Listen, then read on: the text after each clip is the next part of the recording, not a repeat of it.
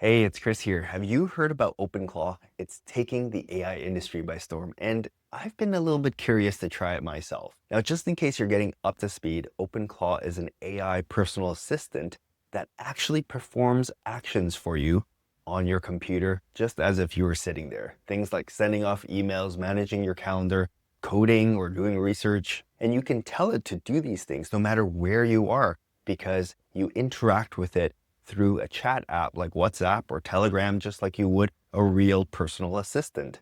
Now, if this sounds completely unhinged, it actually is. There are so many security horror stories about people installing OpenClaw and getting into trouble with it because it is susceptible to prompt injection attacks. That means someone can take over your agent, who I might remind you has full access to your computer. Now, what started out as a pet project by Peter Steinberger has become even more significant because OpenAI has hired him to drive the next generation of personal agents. Let's hope they find a safer way to do it because honestly, right now, OpenClaw sounds like you're giving lightning wielding abilities to a baby. And that's the main reason why I haven't tried it out myself until today. Yes, we're going to try it out for the first time together. I'm curious to see if it can build an iOS app from scratch on its own just by me sending it a Telegram message. Question is there a safer way to use OpenClaw? Yes, there is. Let me explain. Instead of giving the AI agent full access to your computer, why don't we just limit the access to a certain set of tools?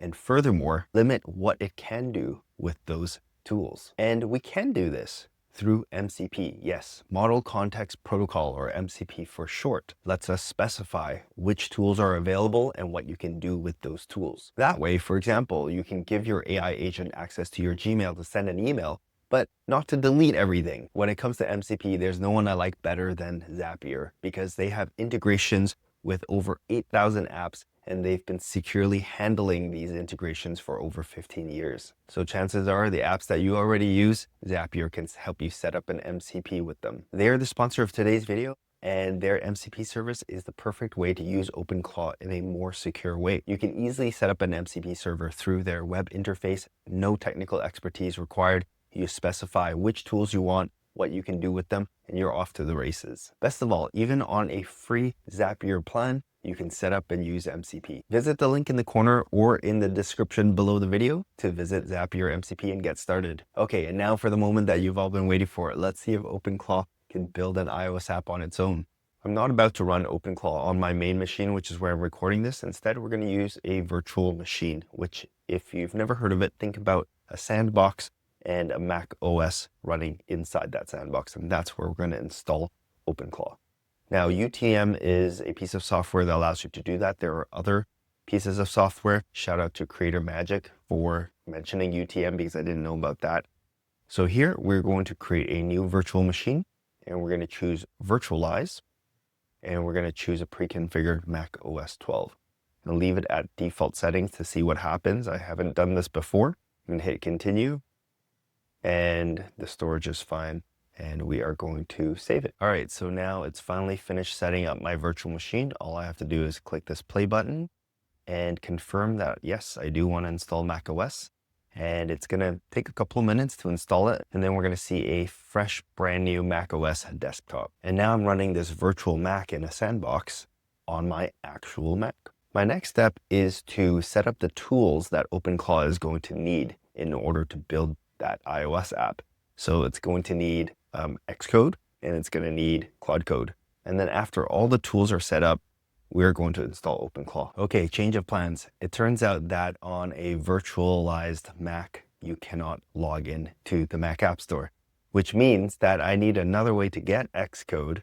So luckily, Claude has suggested that what you can do is go to your applications folder or just download Xcode from the Apple developer website, and you can literally just drag it and drop it into the virtual machine and then run this.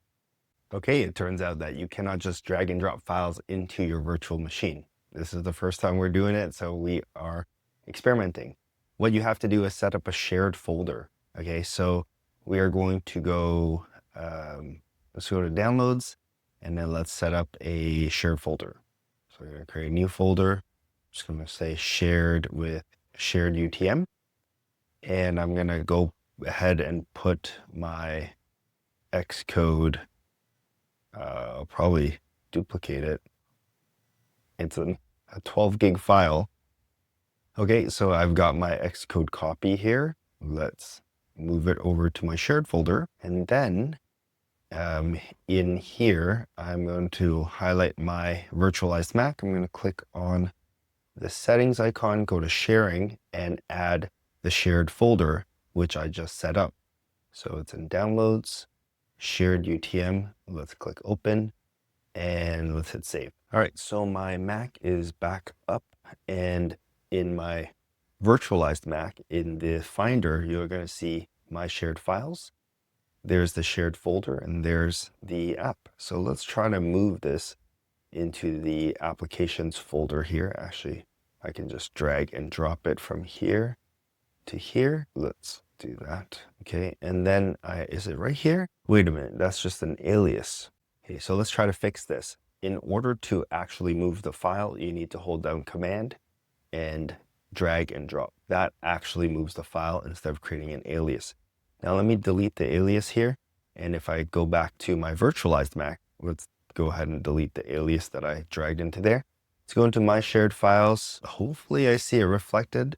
Do I have to reboot? No, that is the application. Okay, so let's rename it to Xcode and let's drag and drop this into the applications. And then the last step is to run this command in terminal to verify that it works. Here's what I ended up doing. Under applications, if you go to utilities, there's terminal, open it up.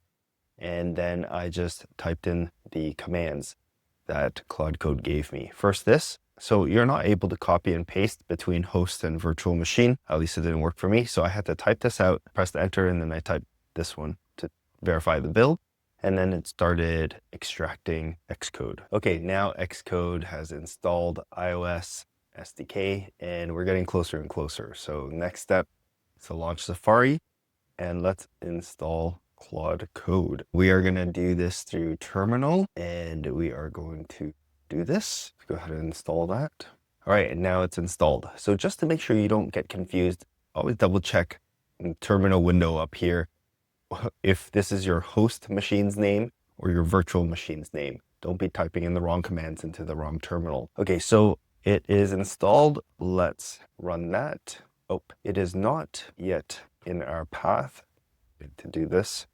And then we'll be able to access Claude. Okay, it's gonna double check that it is there. And then we're gonna launch it. We're gonna set up Claude Code. Okay, so I was sent a code to my email. Type it in, all right? Authorize that. Okay, now this is ready to go. Now that we have Xcode installed and we have Claude Code installed, the next step is to install OpenClaw. All right, so I'm at openclaw.ai using Safari. And if we scroll down, we can just use this one line quick start. So let's copy this line and open up terminal in your virtual machine, not your host machine. It says OpenClaw right there. Or actually, no, we're gonna run the command sudo and then paste the OpenClaw, give it higher permissions to install things. All right, the automatic setup has finished and now I have to configure some options. So let's go ahead. Yes, I understand. Let's do the quick start. And now I have to hook up the brains of OpenClaw. Which model are we going to use? I'm going to use Anthropic and I'm going to add an Anthropic API key. So let's go to the Claude console. All right, so let's go to API keys here and let's create a new key. So we're going to copy that key. I'm going to paste it in here. Don't worry about this API key. I'm going to disable this after the video. But thank you for those of you who are watching out for me. Okay, so we're going to go with Sonnet 4.6. And now we're going to select the chat service we want to use to interact with OpenClaw. I'm going to choose Telegram because from what I hear, it is the easiest to get set up with. Okay, so here are some instructions. Open Telegram and chat with this username. It's run this command /new bot. It's going to give me a token, and then I'm going to have to paste the token in here. Now, I already have a Telegram account. I downloaded it on my phone, opened it, set it up, and then you can actually use Telegram on the web as well. So I've linked up my phone app with Telegram web. Okay, so on the phone app, I could go to contacts, and then I could search for Botfather and start a chat with the Botfather. Keep in mind, when I did the Botfather search, there were multiple Botfathers out. This one has the check mark, and so I think this is the right one. And plus, there's 7 million monthly users with this one. I'm pretty sure that is. Okay, now we type in /new bot, Clawbert11 bot. All right, there we go. All right, so copy this token, keep it secure. It can be used by anyone to control your bot. I better remember to disable this after this video. Enter Telegram bot. All right, now configure skills. Do we want to do this? I'm not sure. Let's say yes. Internal install skill dependencies. I have to press spacebar to select it. I can't read. No to that. Oh, did I select yes? No.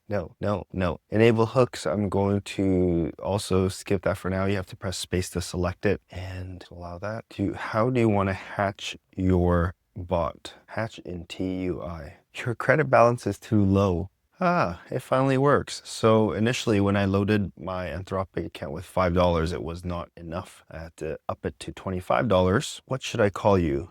I'm Chris, and you are an iOS developer. Pick a name for myself, Claw. Okay, so I had to spend a little bit of time figuring out how I can get my bot added to Telegram so I can message it. And it turns out that when we messaged Botfather and we picked a username, Clawbert11 bot, that is the contact that you have to add to Telegram.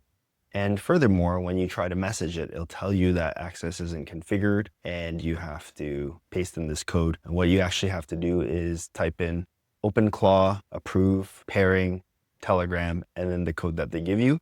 And this is to ensure that only messages sent from your Telegram account to the bot can control the bot. Otherwise, you can imagine that anyone could add this username and start messaging the bot, right?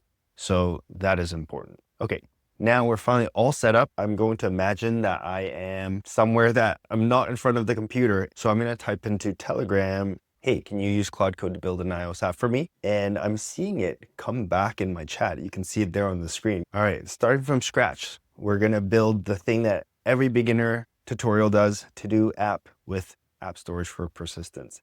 Okay, I haven't seen it actually do anything yet for a few minutes, so I'm gonna ask it what's going on. No, it just output it here. So I'm seeing, okay, there we go. Can you actually create the files on disk? Keep in mind, I'm doing all of this through my phone, so I could be anywhere, getting a haircut, grocery shopping. You know what? I think I could probably give it the proper tools to output. All right, so I was finally able to get it to work. You can see here, Claude Code is running and building the SwiftUI to-do app, and it will notify me when it is ready.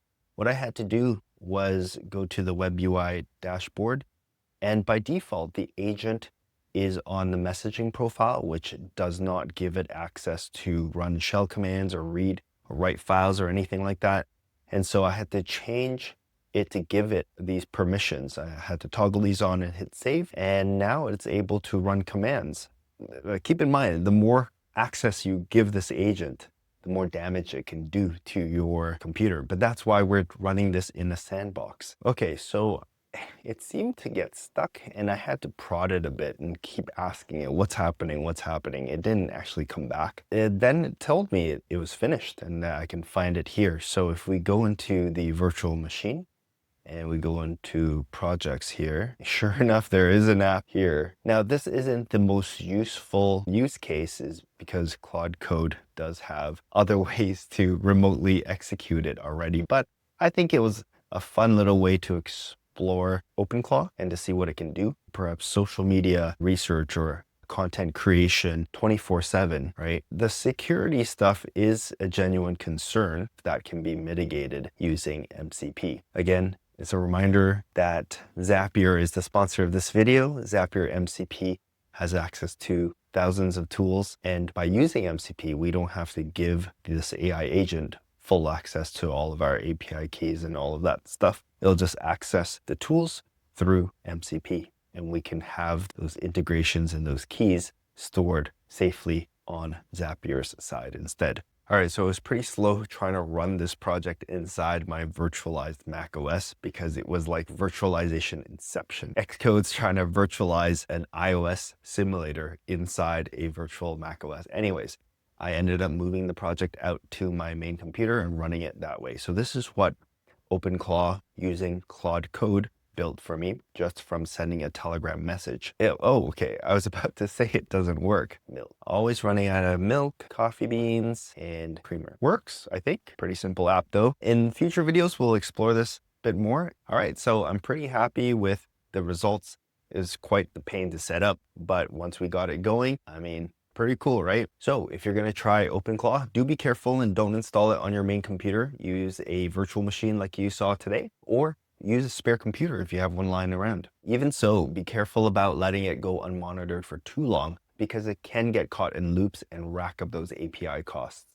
So, am I going to continue using this?